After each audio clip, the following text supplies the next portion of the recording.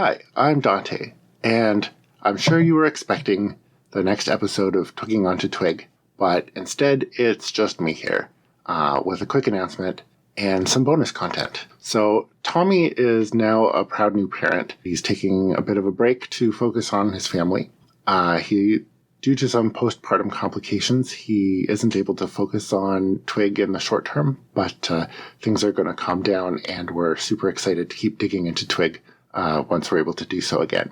In the meantime, what we've decided to do is release a conversation we had before we started the podcast. We were advised by a couple people to try recording a sort of demo episode to kind of get the feel for it. And this is what we came up with. More explanations will be in the conversation itself. So I hope you enjoy, and we'll talk to you next time.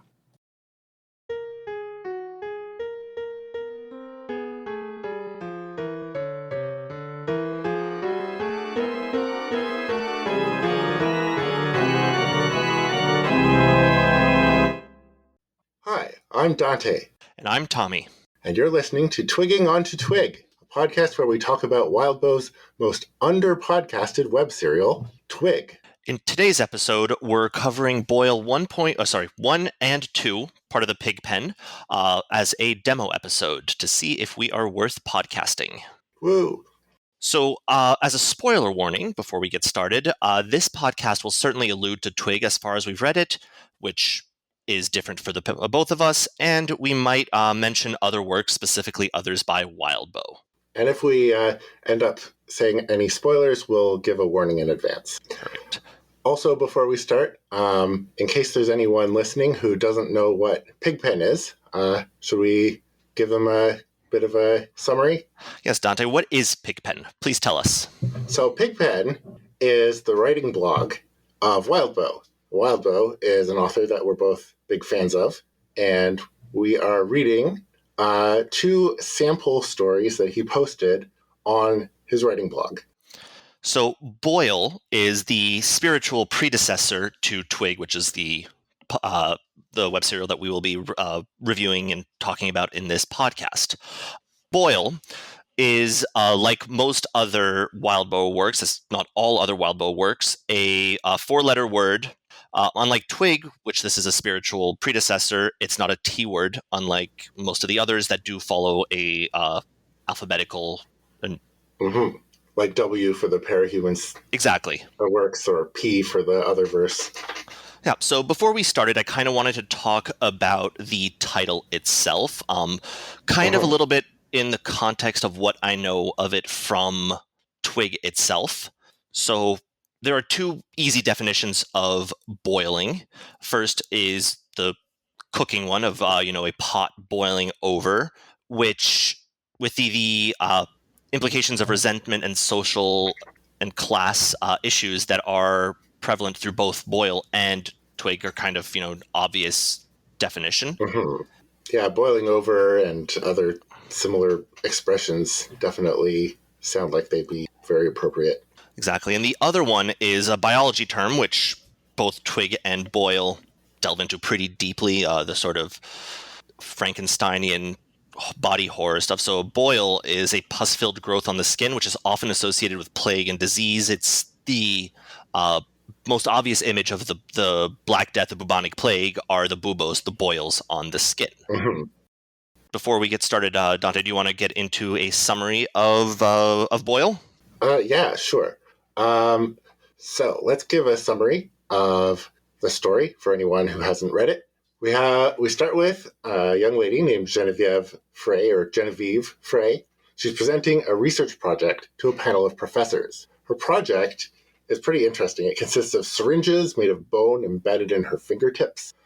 But her presentation isn't going very well. The professors are unimpressed, and she heads back to her dorm, assuming that she has failed, and she starts packing her things and destroying all of her research work. One of the professors arrives to confirm that, yes, she has in fact failed, and escorts her off the campus. Instead of letting her go, however, he puts her in a cell for processing. Possibly temporarily is kind of implied. But while she's imprisoned, a few other people arrive. one guy in particular who's a severed head hooked up to life support. And then in the second half of Boyle 2, she escapes with the head and part of her research, and flees to what appears to be a brothel in exchange for medical assistance for both her and the head. She has a long conversation with the head and convinces him, Will, to take action against the university. At the end, he decides, or she decides, that they will become, or she proposes that they become private investigators to gather intel. So, which is kind of awesome, but also, like, I really want to find out what happens with these two as private investigators. Absolutely. It's interesting because this is kind of where Sai and the rest of the Lambs are, but operating in a very different framework. Mm-hmm. So, Sai and the rest of the Lambs are investigating, they're doing stuff, but they're operating within the system and for the system, at least at the start of the story. Whereas, obviously, in Boyle, Genevieve Frey and Will and Dolores, I was going to say Dorothy again, but Dolores, the aforementioned research, are operating explicitly outside of the system and against the system. Mm-hmm. Yeah, and I think we'll have a lot more to say about differences between Boyle and Twig a bit later in this episode. Absolutely. So I know as I was saying before, we arranged our notes a bit differently, and that is on us and something we will reconcile in later episodes. So I approached my notes in a more of a chronological order and then a superficial Twigging comparison, whereas you broke it down a bit more thematically. So I am perfectly happy to go along based a bit on the way that you went to it and sort of interject things as I go along or as we go along.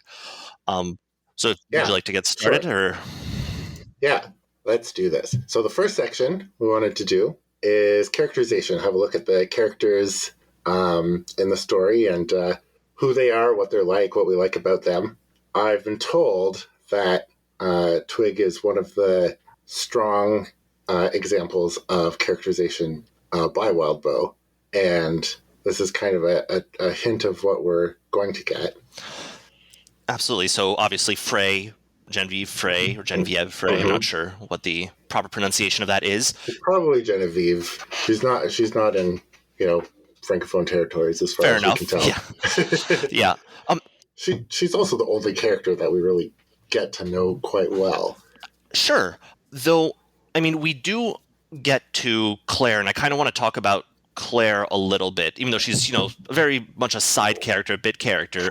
I do want to talk to her about her once we get to her because I don't get her as a character. Sure. Maybe you can elaborate. And you brought up something else that I think is interesting, and I kind of want to jump ahead of the characterization discussion because it kind of informs some stuff, and that is the setting itself and comparing it a bit to the Twig setting. So in Twig, it's sort of a nebulous alternate history, potentially, and we're not explicitly told we're in America or dealing with anything that is, specific to a geography. The only kind of, at least as far as I have gotten, and that is going to be a refrain. I'm sure things change as we go further along in Twig.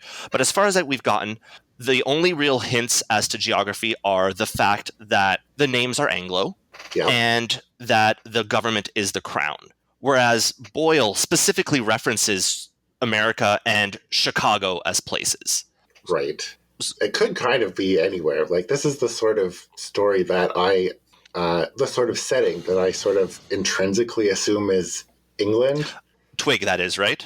Twig and this. This sort of like old-fashioned, like late 1800s era of research, Absolutely. Like Mary Shelley, English, Sherlock Holmes kind of era, walking the streets of London and, carts going by. It's very reminiscent of a lot of English literature that I've read. And so in my mind, the first thing I think of is that this is in England until I hear otherwise when they mention, America and Chicago and stuff like that. I agree with you entirely. And part of that, I think, is, there's the expectations that similar literature has given us for a particular setting and time and tone. The orphans in a orphanage being farmed out to work for the elite is very Dickinsonian. Mm-hmm. But there's also the fact that it's always raining, which we've later learned in Twig is an artificial construct. They say that also in Boyle. They hint that it's artificial there too. I didn't remember it interesting. raining constantly in Boyle, but Not so much that it's raining constantly, but she does mention that there was an intentionality behind the rain. that makes sense. And if we're talking about the rain too, I know, Twig, there was a very specific line in Boyle that I'm trying to track down in my notes real quick, but we'll get there. I loved the building with the gleaming tile floors and the brown stone walls. It was warm and just a little disorganized in layout, like a living thing should be, crawling with ivy. And that's such a contrast to the descriptions of like all the buildings in Twigs, which are gray and cold and covered in that blood red ivy, which very much gives an idea of like this pulsing with blood and constrained. And I don't know how much of that is the interpretation of the character. Frey is in theory part of the system and likes what she's getting out of it, at least until she isn't, whereas Sai is a victim of it. Right. So yeah, that's really interesting. Yeah, just the idea of warmth feels like an antithesis to Twig all around. But anyway, let's get back to the characterization. Sorry. No, that's perfect. So we were looking at Frey and how she really fits into this university, and we get a good picture of what kind of her mindset is. The first thing that I kind of noticed is something that the professors explicitly called out pretty much right at the beginning is her confidence and her overconfidence. Because she does feel very confident, like this is a thing that I can totally do, and then it kind of falls apart on her. Go ahead. No, absolutely. And I think that's it works both for her and against her at various times in the two chapters. Her confidence is, I kind of think, what allows her to smuggle Dolores out as well as escape the prison. But it also absolutely is part of what's the conflict between her and the brothel owner. I don't think we ever get a name for him. His name was Linus. Okay, well, yeah, between her and Linus then. It's interesting. And you bring up, and I don't know that I agree, but I'd like to hear your thought process behind this, that she seems to be unusually sympathetic to the pig, for example, and to potential test subjects. Yeah, so even in the story, you see contrasts between her and the other students. Usually they'll get random people to be test subjects. Usually they experiment on whatever. Usually this, usually that. And Frey is uncomfortable with that. She says, "Sorry, pig," a few times. That is true. She said, she's unwilling to test on other people. She wants to test on herself. She's unusual, and it's unusual for her compared to her peers to be so sympathetic to or empathetic to the sufferings and needs of other people, even animals. And I thought that was really interesting, and especially interesting considering that often in fiction, I think there's a kind of trope that the protagonist will have sort of more empathetic sensibilities than the sort of background characters to make them more sympathetic to the reader. But I thought that Frey was even more so than that. I thought that maybe this was like an actual trait that might have been going somewhere in the story if it had continued instead of developing into a different story. Which is interesting if you compare with Sai, who, at least at the beginning, it feels is relatively empathetic, but deliberately working to not be empathetic. He goes out of his way to be antagonistic to as many people as he can, even the people who ostensibly care for him or who he cares for, unless he can use them. Yeah, that's true. And I or at least go ahead. Or at least he's putting on a show of using whatever empathy he has as a tool against people, which Frey is kind of very much the opposite of. You're right. No, it absolutely does feel that way.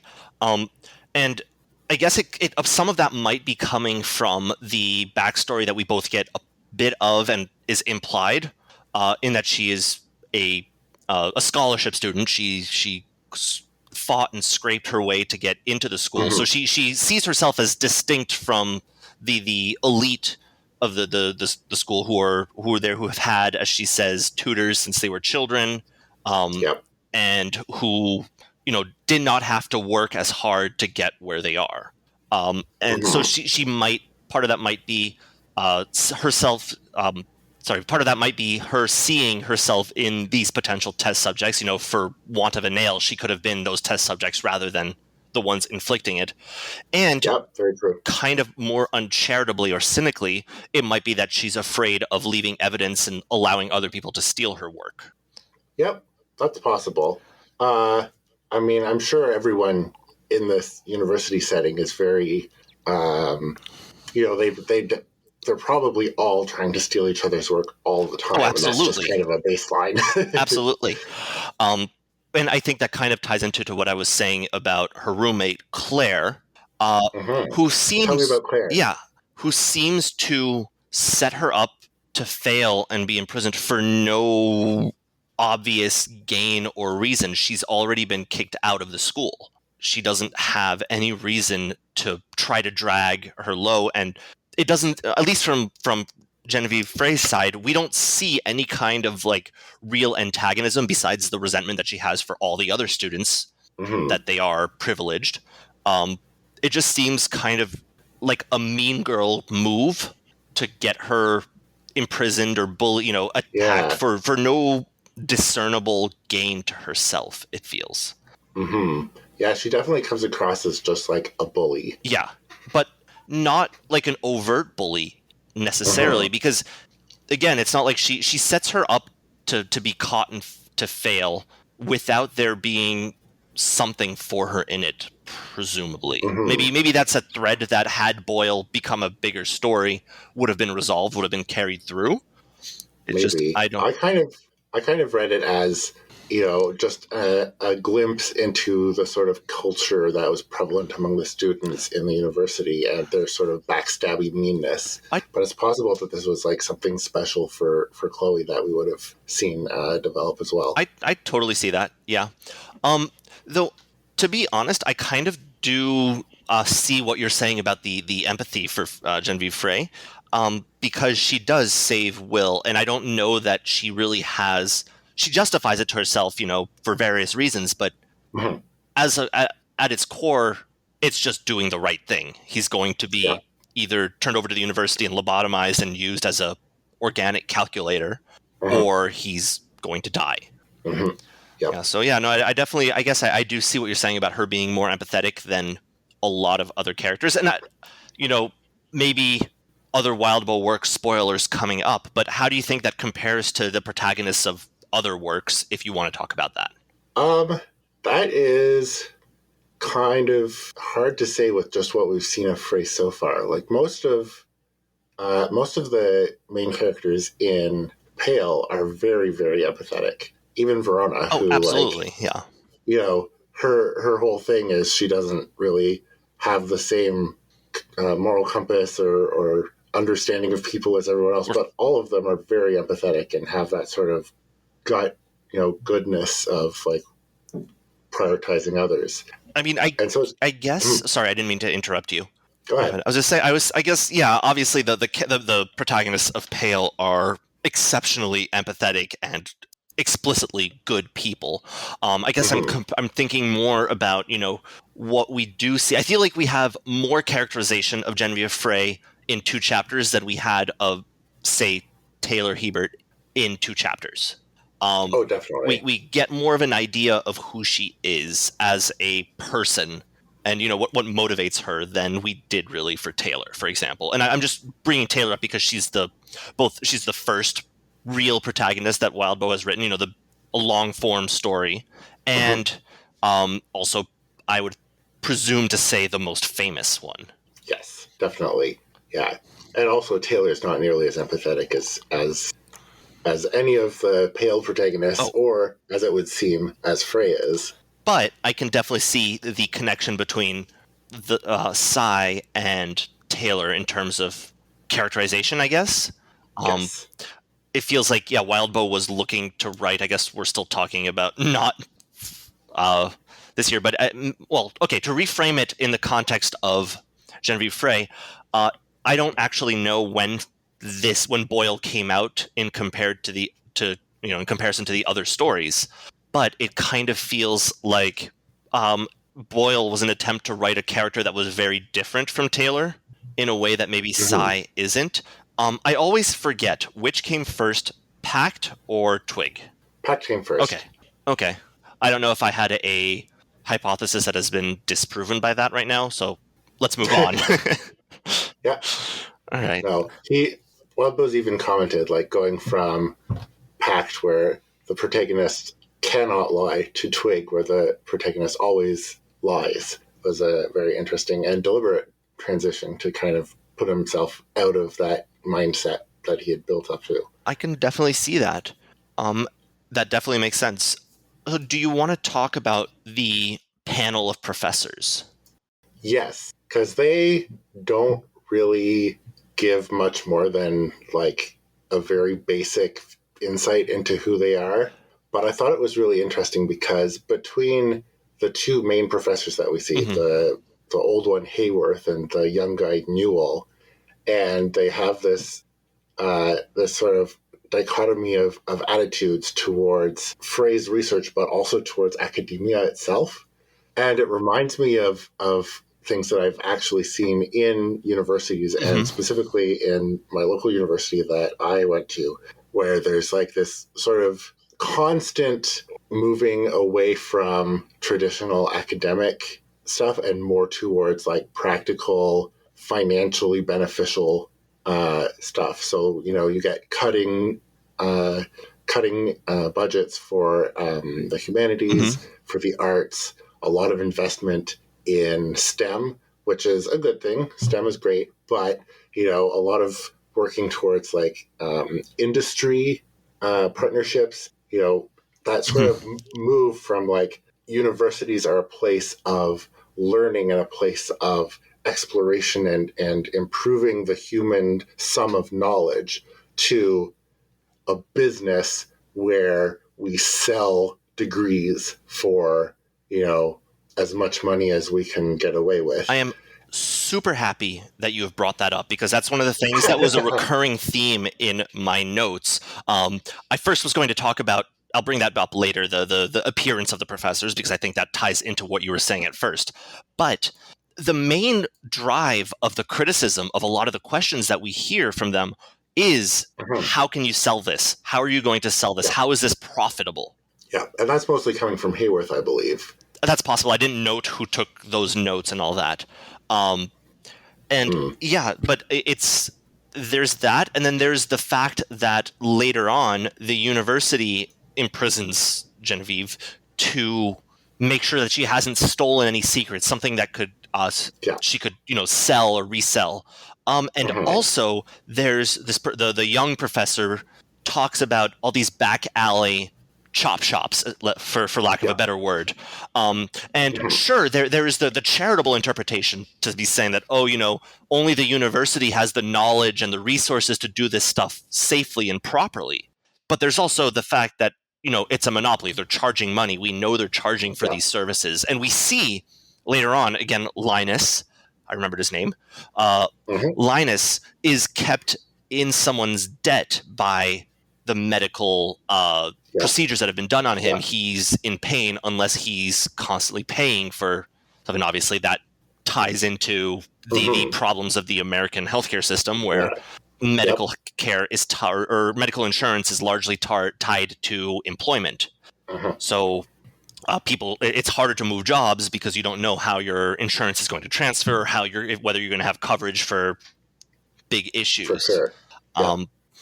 But yeah, going back to the professors themselves, I do want to note that Frey specifically mentions that the looks don't indicate much anymore. So she talks about the younger of the three. He looked no older than 30, which is very young to be presumably on a board like this. Yep. And then she contrasts that to the older professor, who I believe is Hayworth, or was it the other one? The one that... No, I think Hayworth was the older one. Newell was the younger one. And then there was the third one who I don't even know if we got his name. There was Hayworth's assistant Bowles, who might have also been the third professor. I wasn't don't really believe clear so. on I think that. Bowles was the one who was tying up the pig.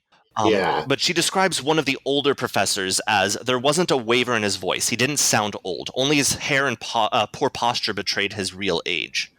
And that to me kind of implies that all of this is affectation. It's both setting up kind of the idea that we as the reader can't trust any of the descriptions we read of anybody. That's fair. Yeah, and also that societally, the wealthy have access to whatever they want and appearances, and someone wants to appear the wise old professor, they just go do it, and they don't have to actually be old or whatever. It's all affectation. And I kind of want to bring that up a little bit again in contrast to Twig. I know we had talked about doing like a Twig in comparison section at the end, but I guess the discussion kind of naturally leads towards it because I guess that's what it is. It just kind of permeates the whole discussion. Absolutely. But yeah, what I was thinking is, or what I definitely noticed is how in Twig it feels like all these biological things are kept at a remove from the common people, the regular people, whereas in Boyle they're endemic throughout the population. When she's after she's escaped the prison and she's walking through the city, Genevieve comments on everybody kind of hits the uncanny valley, has weird shapes or proportions, whereas in Twig people like that are people are scared of the effects of this new science. Oh yeah, I think it's I just thought that was very interesting. Yeah. So for the other characters that I pulled out notes on, Will Howell, obviously our head in a jar without the jar, who is not Nixon from Futurama. Exactly. And I thought he was interesting because he feels like his situation, even though it's so incredibly sci-fi and fantastical, it's still very realistic. Like those sorts of scams like Hudson puts him through, like those are things that actually happen to people every day. And I just thought it was interesting how realistic it was despite being fantastical, and I felt really bad for him. Oh, absolutely. Yeah. There's the talk about how these there's so much shock for all these people who have gone through these procedures. So often they're lobotomized so that they don't experience the horror of it. I mean, not that lobotomy is not a horror in and of itself. Yes. But yeah. I mean, what was it? I learned while reading this, because I looked it up, the whole concept of the stroke of God is where the word, or the for the medical thing, a stroke comes from. It's just like an act of God, but like in this setting, they have figured out that it's happening in the brain, and I noticed also, or I thought it was interesting in a setting way, that he was a product, or he came out of a university for studying the mechanical sciences and engineering, and that was considered passé and not useful. Yeah, not as prestigious as the wet sciences, is what he says. Yeah. Which I thought was a very fun turn of phrase. I mean, I think Wildbow has used that in the past, right? Worm spoiler. If you haven't read Worm, I don't know I doubt that you're listening if you haven't read Worm. But, there's wet tinkers and there's tinkers, and the wet tinkers are super rare. It's like Bonesaw and I'm blanking on his name, the plant one in Boston. Blasto. Yeah, exactly. And that's about it that I can think of just off the top of my head. And those are super rare. Again, they're called wet tinkers as opposed to. But yeah, I thought that was a very interesting contrast and a point of distinction, I guess, between our world and the world of Boyle, which is more explicitly an alternate history of ours than Twig is. Yeah, for sure. And the only other note I had for characters was Linus. And the only thing I had to say for him is that the way he's described reminds me of Frankenstein's monster, how he's always portrayed, tall and blocky and all of that. And I was like, oh, look, we're getting a callback to the, original work in this genre but now he's a brothel owner, and it's very fun. Yeah, I didn't make that connection until I saw it in your notes, and yeah, that's a really good point. Obviously an obvious and deliberate one, especially considering that the professors specifically bring up, and I think you have it in your notes as well as I do, the historical references, your section, the historical references, the talk about the Shelley codexes or codices as the frameworks upon which this world or the science exists. Mm-hmm. Do you have anything else you want to say about Linus? Like he's one of the he's very interesting, but I didn't really get much more beyond the surface with him. He just kind of was what he was, and like I didn't really have much more to say on him. Sure. Did you? Not specifically, except again what I said earlier about him being a kind of an example of what we see in the real world of people trapped in a system because of the realities of the world around them, and maybe by actions they have taken, but through no real fault of their own. For sure. Yeah. The other characters that aren't really characters yet, though I can see them developing, I could see this being an interesting theme had this story continued, are the clones. The mass-produced women and men. There were men too. The women, we meet a few of them, but there were a few men mentioned. Yeah, I think she sees a group of specific lines, I guess, working in the docks, and I don't know that I have very much to say about them, other than I guess it's sort of I can see it tying into what Wildbow is trying to say. I guess both with Boyle and Twig. I don't know if trying is the right word. I think he says it pretty successfully. Just about how the society can struggle with things like automation, and people losing their jobs to. Sorry, I'm trying to articulate a thought here that I didn't really put together before we started recording. I guess I just see these creatures as these clones as a representation of this world's automation rather than robots or that's really mechanization. And unlike mechanization, they can end up supplanting human laborers in more soft skills type of positions rather than just industrial. That's a really good pull. I hadn't thought of that, but that's absolutely what they're doing. They're providing that sort of automatic, what we would expect from just like modern technology, and it's just a way of doing that through this biopunk setting. That's really clever and really interesting. Yeah. And also really obvious that, of course, the first and most popular thing they would be used for is, prostitution and things like that. Absolutely. And then hard labor, the oldest and second oldest probably professions, For sure. These are the things people want, and this is what we make. This is what drives the technology is those sort of immediate demands. What you just said is actually really interesting, the driving technology, because there's an explicit line in the setting talking about how they're anticipating a war coming up and they're excited about how that is going to drive new technologies forward. And I guess I tried to date this a little bit by the information provided, and I kind of settled on the mid to late 1800s. So someone has a fountain pen, which was invented in 1884, and that the first automobiles did date around that same period, the mid 1880s. Obviously pre-assembly line, pre-automation, and they talk about the car as a fancy fad thing that someone was into. They're contemptuous of the mechanical aspects of it. That other professor was being weird by being into this mechanical vehicle. But I think it's safe to say this is late 1800s, which goes with what you were saying earlier of how this kind of fiction feels rooted in that period of time. Yeah. Although talking about, it being weird that somebody's into a mechanical car, we've talked about how in this world, the mechanical is inferior to the wet sciences. So now I'm just imagining he's like, cars. I've got, a cat bus Yeah. or, Yeah, super absolutely. horse or, some sort of some sort of vehicle that's made of animal.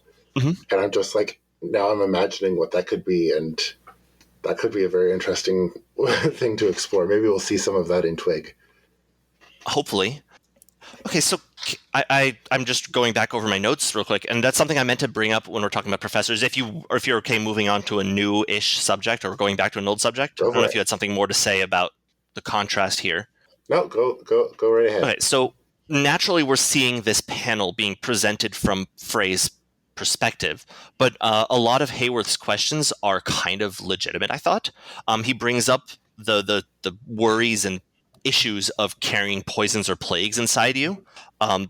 She says that, any risk of damage would be dramatic and also shatter every bone of the hand if, something were to happen.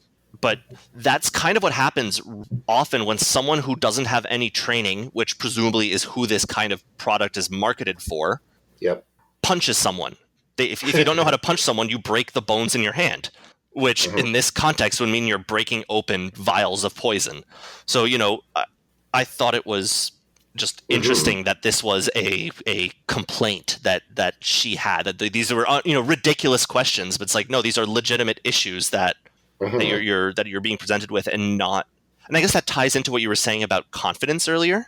Yeah, because she does have that sort of that overconfidence where she thinks like, oh, it'll be fine, and really it isn't. And a lot of the things the professors say about it, they are legitimate. She is reaching further than she probably could reasonably expect to. She does have this experience with the telescoping arms that went poorly, and she's clearly not accurately identified a project that would go well before a committee of professors at this university. Right. And yeah, she frames it as them wanting something impressive, and like things only are impressive when, they're big dramatic projects, and maybe that's kind of true, but it also does feel a little bit like she's blaming others for the fact that she's not necessarily matching up to her peers. And and also just like she doesn't know her audience. Yeah, that is a good point. That is very true.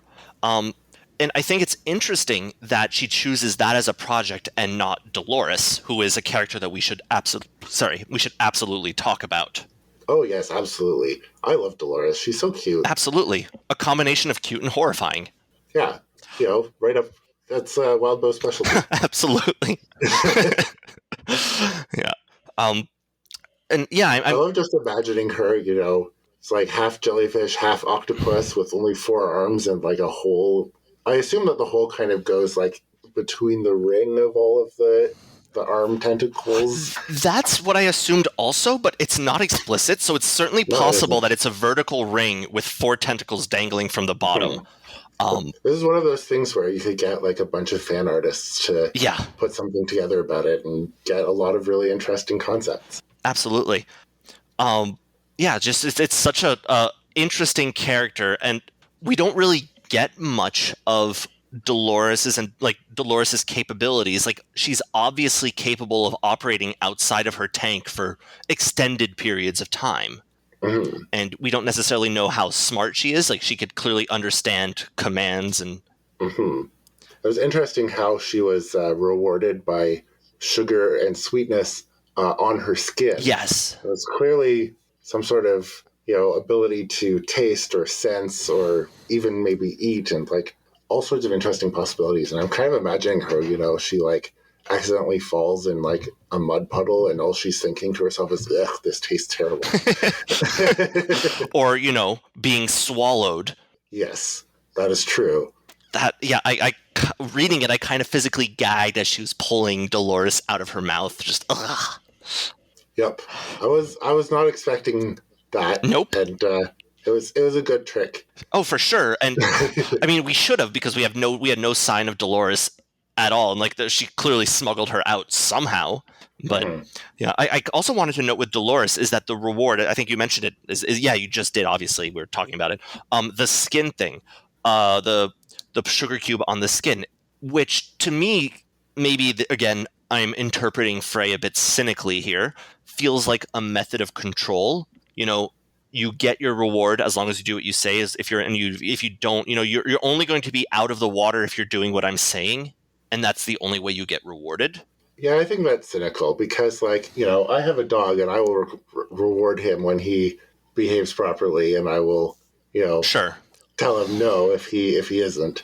And so, assuming that Dolores is not much more intelligent than your average dog, I think it's a fair assumption. Then some sort of reward mechanism to encourage the sort of behavior that you want to see from them. I don't think that's cynical. I think that's how you interact with animals. That's fair. Yeah. No, that's absolutely a valid interpretation.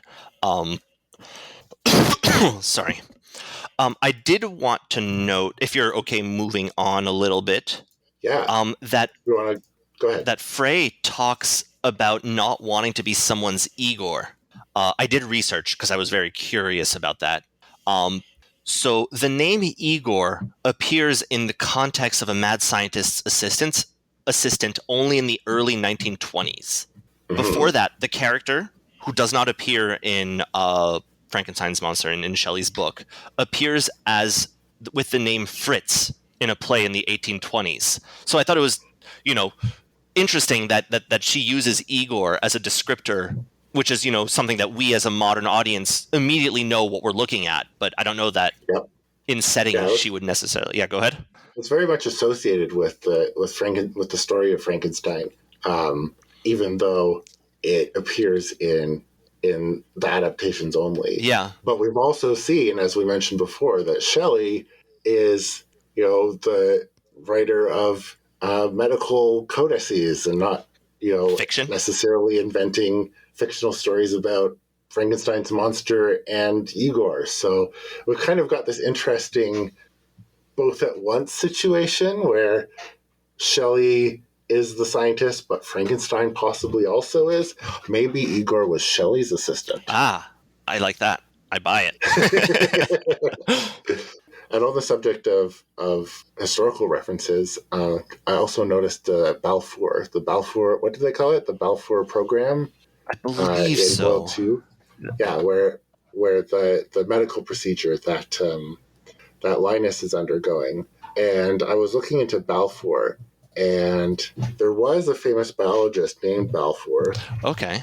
Because I know the name in the context of like the Balfour Accords and Balfour Declarations, but yeah, not in terms of the science. So Balfour. Okay.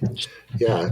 So it wasn't really related to the sort of science that we see directly. He was a biologist. He was a very prominent biologist, and it says here he was Charles Darwin's successor. Okay. But he did a lot of work on embryology. He did a lot of work on invertebrates, it looks like. So I can see him being, a respected figure in this setting, especially when it comes to things like cloning or, making modifications to creatures while they're in their embryonic development. But this sort of, drug-based treatment that Linus had, it was like it didn't exactly match, but I could definitely see kind of where it was going with that. And I was like, that's an interesting historical tie back. Absolutely. To toss in there. Yeah, I see why Wildbow chose that name. It's exactly. Slightly more obscure, but it's still, someone does the bit of research, they're like, oh, okay, this makes sense. Mm-hmm. Exactly. And I was like, it's fun. It's fun to see these sort of ties into like real history to try and establish the setting. I think that's super interesting when that happens. Absolutely. I see you pulled out in your notes the concept of voltaic versus ambaric versus electricity. Oh, yes. So I know some of the etymology here. Both ambaric, voltaic and ambaric are very commonly used in steampunk or that kind of Victorian themed sci-fi literature, whether it's etheric punk, steampunk, whatever, and both electricity and electricity and ambaric current, I guess, both derive from the same material, amber. Electricity is one of the classical words for amber was electrum, and it comes used in the context of electricity is static electricity that comes from rubbing amber on, I think it was velour. I don't remember specifically, but that's the origin of those words, and it's always fun to see other works of fiction use alternate forms of the same origin and etymology, because at some point both of those were potentially words that we could have used. I don't necessarily have the etymological background of volts or voltaic. Well, that actually calls back to another historic figure, Alessandro Volta, who was a chemist and a physicist, and he did a lot of research and discoveries on the physics of electricity. Oh, interesting. He essentially came up with the first battery, from what I understand. So again, another throwback to a real life historic figure, just in, referring to it as voltaic rather than electric, like, a good steampunk narrative does. Absolutely. And giving Volta his due there. And I do find it interesting, the choice, it seems Wildbow made a decision at some point between Boyle and Twig to go from ambaric to voltaic to describe the Frankenstein monsters that are wandering the world. No, they're voltaic in Boyle. Does he use ambaric in Twig? I don't know. No, they're voltaic. To be honest, I've forgotten then. I may be misspeaking. To me, ambaric is associated with his Dark Materials. That's the major work that I know of that uses ambaric rather than electric as part of its, similar but different approach to the sort of academic thing. And I thought it was interesting, just kind of the way this work reminded me a lot of his Dark Materials, and especially the first book, The Golden Compass. Sure, I see that connection very much, yeah. Mm-hmm. There's a lot more focus on sort of the academia of it, and like the fundamental forces underlying just sort of the everyday society. Yeah. And you see that kind of here in Boyle. It starts in university. You see it, right at the beginning of The Golden Compass, where it takes place at Oxford. Absolutely. And so your approach to this style of world building is very, coming from that academic, scientific perspective.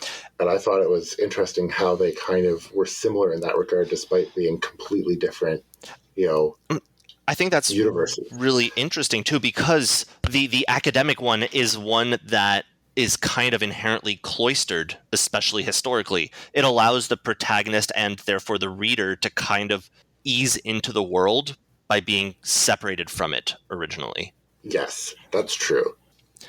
I mean, in Twig, it's kind of explicit that the university or the academy is very isolated, has its giant walls.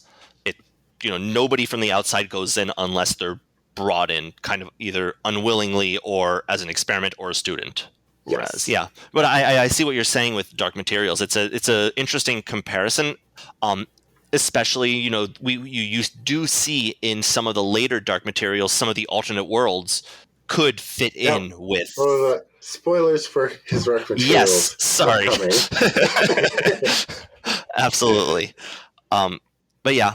Let me see what else I wanted to talk about, unless there's something else you wanted to talk about real quick. Yeah, well, we're kind of moving more into sort of a general view of the world building. Yeah. The world building in Boyle, which is similar but different to the world building in Twig. And we've discussed kind of a lot of it here, there, just with our previous discussion. And I kind of had a bunch of notes about just sort of the world in general. Sure. The comparison with his Dark Materials being one.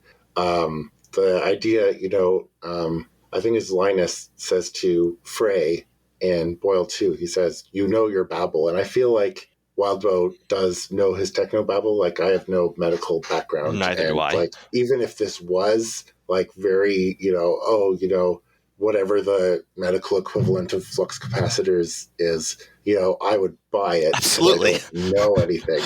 But I feel like everything that was mentioned was either something that I had heard of and recognized as, yeah, that sounds legit, or I could like look it up and be like, oh, yeah, that still sounds legit. Like, even though it's very fantastical, it's also, Wildbow knows his technobabble, and I thought that was fun. Well, speaking to that, I specifically looked up because the Dolores moves using hydrostatic arrays of muscle fibers or whatever, and I looked that up because I was curious. It sounded a little biotechno babble to me, so I looked it up and. Yep.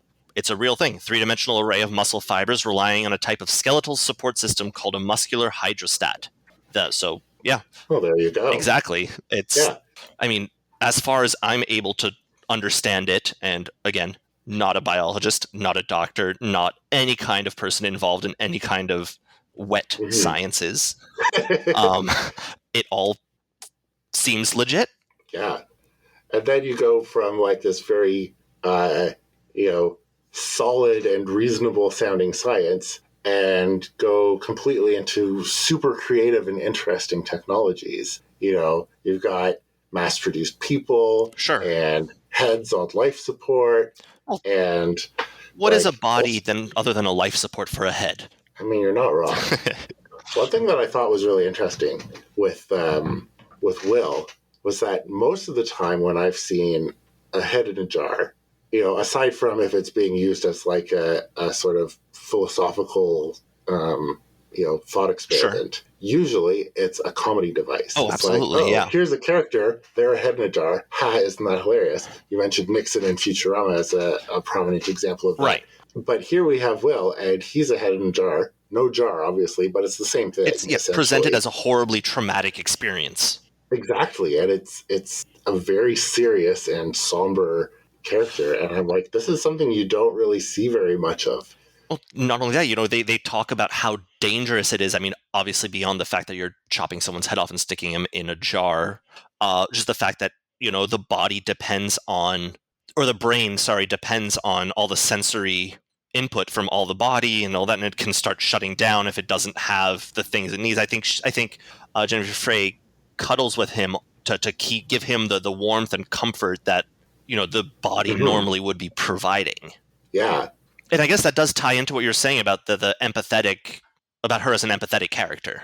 That's true, but also it's just like it's just a really great way of approaching world building. Yeah, and a really great way of approaching like this particular characterization for Will, and to have this as a sort of mechanic, and it really works really well. I mean, we know Wildbow's great at just doing world building like that. I know, it's amazing. Yeah. For example, they bring up, I think the police officers or the constables bring up just a character called the Scarfellow. Gives us nothing. Just, they mention his place. Is that a title, a position, a mob boss, a person, a monster? We're it's Wildbow showing us that there is a world beyond what the main character is seeing. There's other people with their own problems and worries, and it's not just a set piece for the main character to be moving around in. Yeah, which is something that some authors are not very good at, but Wildbow definitely, he's a pro. He's an expert at that sort of thing, for sure. Absolutely. One thing I thought was really interesting, you pointed out as a difference between Twig and Boyle, was this sort of openness that everybody kind of takes advantage of the services of the university, and it's sort of become an expectation, almost a requirement. Like if you want to get ahead in society, you need to buy into the university's services. Yeah, I thought that was interesting, because that's actually, from what I've read, I'm not super familiar with the biopunk genre, but most of the stuff that I have read, this is kind of the main... the standard? The standard. The main... I don't remember the word, but it's like the point of the world building that everything else is kind of built around, is you've got the big company and they're selling this service, and everybody is kind of, under that company's sway, because, they're physically dependent on whatever biological process the evil company is doing.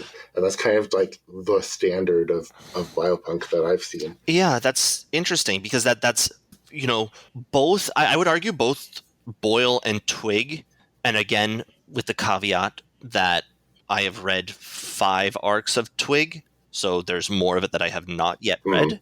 Yep. I would say both of them fit into that framework of the common people beholden to the institution, whether it's the academy or university or in other settings, the biotech company that's producing whatever addictive product or system, whatever. But yeah, as you say, in Boyle, it's much more explicit. People, again, phrase walking around with and seeing people who are manipulated. We run into Linus, who is a regular person, whereas in Linus is like a textbook example of that. Exactly. You see, like, he is totally dependent on these university trained doctors for his survival, and he hates it, and he's being exploited. He's going to one of the back alley doctors, right? Yes. Yeah. I think so. Who are pretty much, as we've been told explicitly, university trained washouts. Yeah. Yeah. And then in Twig, people are terrified of the system, but they cluster around it. They're afraid, or at least as far as we've ever seen, people are afraid of being away from the system. There's this ever-present war or threat of war existing, and sure, the university is creating monsters, but the university is also what protects the people from the monsters. It's sort of a feudal system, and they talk about in Twig that the universities provide a lot of healthcare so long as they get the bodies when it fails. Yep. So yeah, it's the same kind of idea of people being beholden to it, but it's much more insidious in Twig than it is in Boyle or in some of the other settings. I'm trying to think of. I'm not also very familiar with the biopunk as a setting. Both of them kind of make me think of, I believe it's Scott Westerfeld's Leviathan series. Yep, which is a World War I fought between the Entente that uses wet sciences and the I'm blanking on the word for the whatever whoever the Entente fought, Austria-Hungary and Germany and whatnot, who are using mechanical sciences. Okay. I have that series on my to read list, but I haven't gotten there yet. It's been so long since I've read them, but yeah. Yeah. All right. Obviously, this is a demo episode, and I don't know how many people are going to see it, but I think you had a discussion question. So if any of you listening feel like answering, that'd be lovely. Yes, we're going to be doing discussion questions on this podcast. And for all, one of you who are listening to this, we want to know if you were presenting a research project to the professors at this university, what sort of interesting project would you do to blow their minds and make them, recommend you for a scholarship? Right. So, yeah, send us that via DM, or if this ever gets published, in the Reddit thread. Send it to all of our social media accounts that we haven't created yet. Exactly. All right. Go ahead. Oh, sorry. I was going to go right into the conclusion. Go ahead. Yeah. So I'm not very good at writing outros, and, I had to come up with an outro. But fortunately, recently, OpenAI released a handy program called ChatGPT that will write outros for you. So I went to it and I said, please write an outro for a podcast episode about a biopunk story called Boyle. So, in conclusion, Boyle is a thrilling biopunk tale that explores the dangers of unregulated genetic experimentation. The story follows a young scientist named Jack as he races to stop a deadly outbreak of genetically engineered viruses. With its fast-paced action and thought-provoking themes, Boyle is a must-read for fans of the genre. Thank you for joining us on this journey through the world of Boyle. We hope you enjoyed this episode, and we look forward to sharing more stories with you in the future. Until next time, keep on listening.